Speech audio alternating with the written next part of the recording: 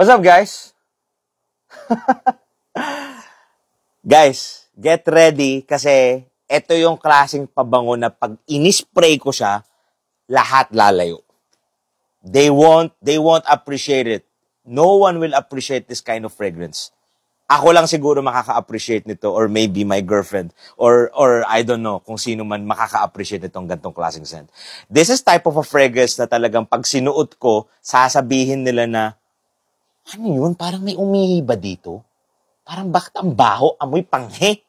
Ganon tong klaseng pabango na to. I don't recommend this one.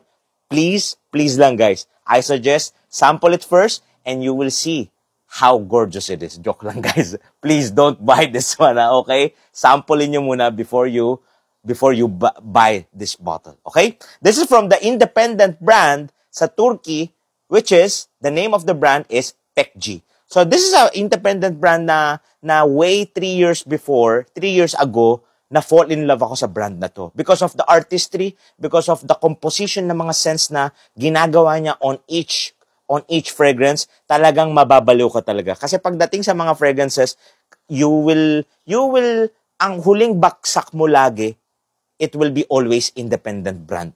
Okay? You will start with cheapy, you will start with designer, niche fragrance. After nun, you will go to the Middle Eastern fragrances. After that, you go parang high-end niche. After that, you end up with independent brand na talagang more on artistry, more on creativity. So, the name of this fragrance is Zeybak. So, this Zeybak, inspiration ng ginawa ng perfumer dito, which is Ömer İpekçi, ginawa niyang inspiration from a folk dance. So, itong folk dance na to, ito yung sinasayaw sa mga wedding sa Turkey. So, bride and groom will dance and respect the tradition of the Turkey. So, ganun yung inspirational dito. From the top, mid and base notes, we have bergamot, hay, lavender, leather, lemon, musk, narcissus, tobacco, tonka, vetiver. And this is 50 ml and it's extrait de parfum concentration. And for the price nitong 50 ml na to, umaabot siya ng $165. And by the way, this was gifted to me from the perfumer itself 3 years ago during my graduation day when I was graduating sa college as a construction engineer. Okay? So, makikita nyo, gamit na gamit ko siya, and this one became my signature scent, which is full bottle worthy for me. But for you guys, I don't think so na magugustuhan nyo to. You won't appreciate this scent, okay?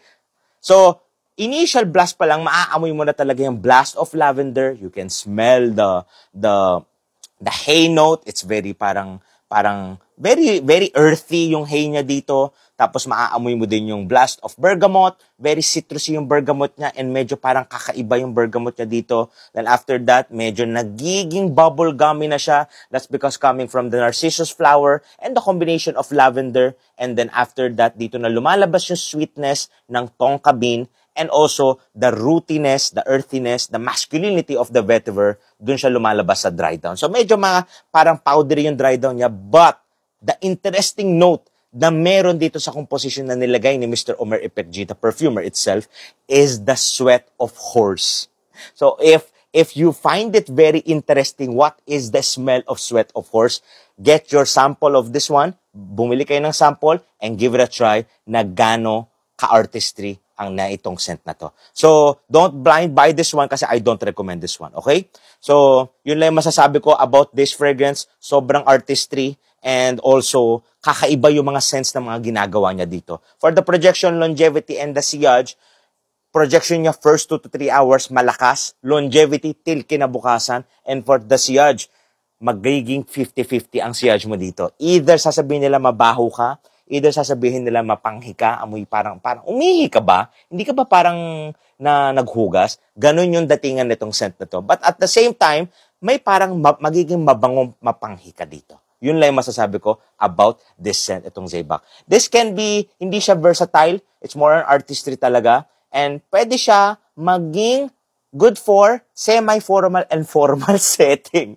Sa akin lang yun, sa opinion ko yun, but sa opinion nyo, sa thoughts nyo, sa nose nyo, it might be different. So yun lang masasabi ko about this scent. Till next time, Fragrance Family. Hope na enjoy nyo itong review na to, and wag nyo kalimutan to check this one out. Highly recommended. No, joke lang. Hindi ko recommended to.